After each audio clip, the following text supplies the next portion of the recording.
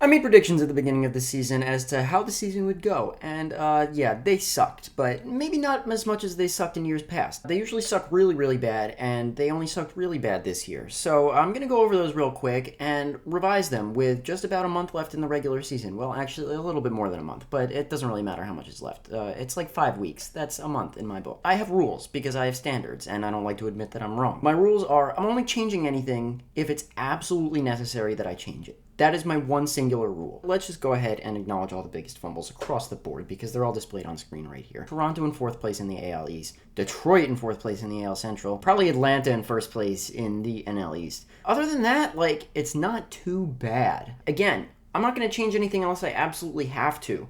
And right now, Boston is not so unbelievably behind that they can't win the division. They've been playing good baseball. So, you know what? With a little over a month to go and then 3.5 back, I'm going to stick with the Red Sox in 1st place in the American League East. Obviously, Baltimore is not going to finish in 3rd place with that wild card spot like I originally predicted. So I'm going to have Boston, Toronto, and New York all taking playoff spots. AL Central, obviously, I'm just going to go right ahead and switch Detroit and Cleveland. Other than that, I kind of nailed that division. If we completely ignore the fact that I had Detroit in 4th and Cleveland in 1st, I nailed that division. AL West could be worse. I'm going to stick with Houston in 1st. They are having a mid-off with the Mariners right now. I think they're going to stick it out. I think it was a reasonable enough assumption to put the Rangers taking a wild card spot. I think a lot of people thought they were going to be decent. Probably slept on Seattle a little bit, but that's just because I hate J-Rod and he sucks. So what I'm going to do here, I'm going to take Houston and then just switch Texas and Seattle.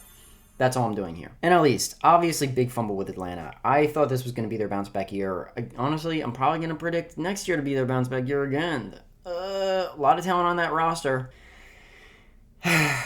Yeah, not too proud of this one. But Philly, New York, I did have them in the playoffs, so we're just going to boost them up, drop Atlanta down. Proud to say I had Milwaukee taking the National League Central. I could have very easily faded them. I didn't. I believed in them. Milwaukee, number 1. Didn't give Chicago a playoff spot. Should have, obviously, but I still had them in 2nd place, which is not too big a fumble. Putting Pittsburgh above St. Louis was certainly a choice here. 4s and 5s don't matter. It's September. Who cares? NL Central, good on me. And my NL West really wasn't that crazy either. I don't think it was that crazy to predict that Arizona was going to have a good year either. A lot of injuries, a lot of misfortune there. I'm going to stick with LA on top. Just switch San Diego and Arizona. Okay, so quick recap. AL East, Boston. AL Central, Detroit. AL West, Houston. NL East, Philly. NL Central, Milwaukee. NL West, LA. My wild cards are going to be Toronto, the Yankees, and Seattle. And in the National League, they're going to be the Cubs, the Padres, and the Mets. Let's jump into the playoffs.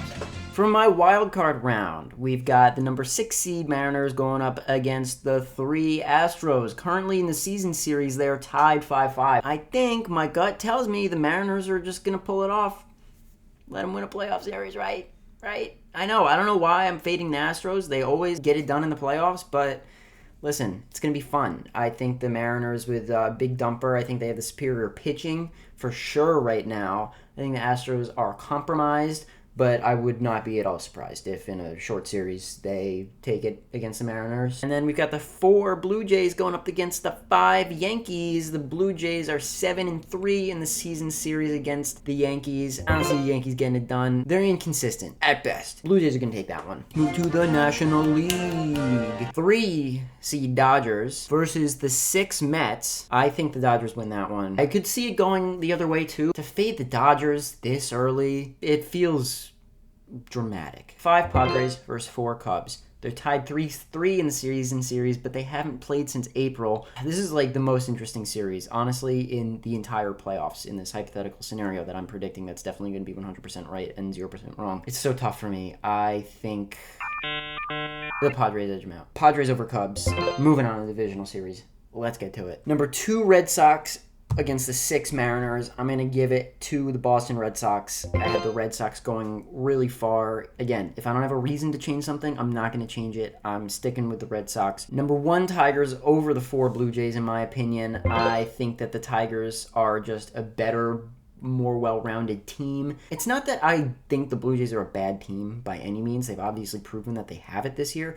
but roster construction-wise, they're not that different from the team that they put on the field these last 3 seasons. They haven't really proven until this year that they have all of these pieces together. They've got a lot of decent players that are kind of just like getting the job done. Your Addison Bargers, your Davis Schneiders, your Dalton Varshas, like these guys that don't get a lot of media attention, but just kind of, next man up, get the job done, and I like that. But you could say the same for the Tigers, and they have pitching. They have the playoff experience from last year, so I'm going to give it to Detroit. Moving on to the championship series, Red Sox-Tigers. That's a fun one. DS, Phillies, Dodgers. I'm giving it to the Phillies. I think that pitching staff is impenetrable, even without Zach Wheeler. Obviously, Kyle Schwarber last night, 4 dongs. I am a Phillies believer, and I think that they just have to get it done at some point, or at least make it to the World Series again. So Phillies over Dodgers.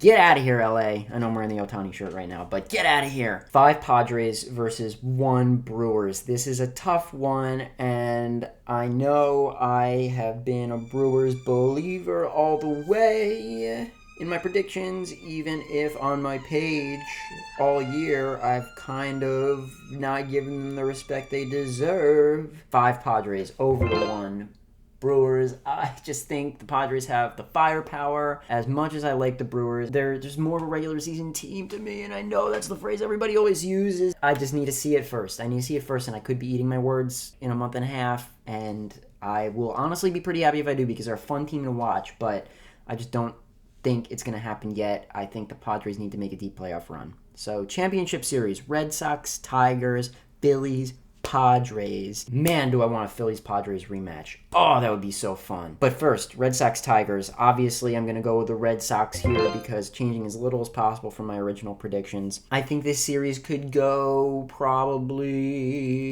6 games. And then Phillies-Padres. Man, what a series. I think we're going to see a big old repeat what we saw a few years ago in the championship series. And I'm going to take the Phillies in 7 over the Padres. Man, do I want to see that series happen. So, World Series, Red Sox, Phillies. Because I had the Red Sox going to the World Series in my original predictions, and I'm a stubborn little bitch, Red Sox in 7 over the Phillies. 2025 World Series champion, Boston Red Sox. Book it, bet on it, throw your life savings on it, put your alimony check on it. I don't care. Don't do that. Please don't do that. I'm not liable for that. Don't do that at all. Let's jump into the awards because I predicted them too. Originally, I had Alex Cora and Brian Snitker winning Manager of the Year. Obviously, Snit's not going to take that home, but I had Murphy in second place. I think if the Red Sox pull off this division win over the Blue Jays, like I am predicting, I think Cora does end up winning Manager of the Year. So I'm going to stick with Cora there, and then I'm just going to boost Murphy up to number 1 because I think he's a lock at this point. Rookie of the Year, kind of not great with that prediction, I'll admit. I did like my Matt Shaw pick. I still think Matt Shaw is a great player, but he's not going to win Rookie of the Year. So we're obviously going to change both of those. We're going to go with Nick Kurtz and Isaac Collins. Cy Young. I'm proud of this one because I think I nailed the top 3 for American League at least. Garrett Crochet, Tariq Skubal, and Hunter Brown. In my heart of hearts, I do think Skubal is edging out Crochet at this point, but I can't go wrong with sticking with a Crochet prediction. So I'm going to stay with him. Nailed Paul Skeens at number 1. AL MVP, I don't know why Aaron Judge wasn't anywhere near the top of my list here. Cal Raleigh is way up there too. I don't know. I don't know who to go. I don't know who to pick at this point. It's crazy. I just have to take. I have to take Judge. Sorry, Cal. Sorry, Big Dumper. For the National League, Harper has put together a solid season, and I think he has a chance at winning NLCS MVP even. It's not the NL MVP this year. I'm going to boost Ohtani up to number 1. I think he's kind of a lock at this point. Although Kyle Schwarber's making a run, give him a run for his money. And those are my official 2025 predictions. Let's pretend I said all of them in April instead of August.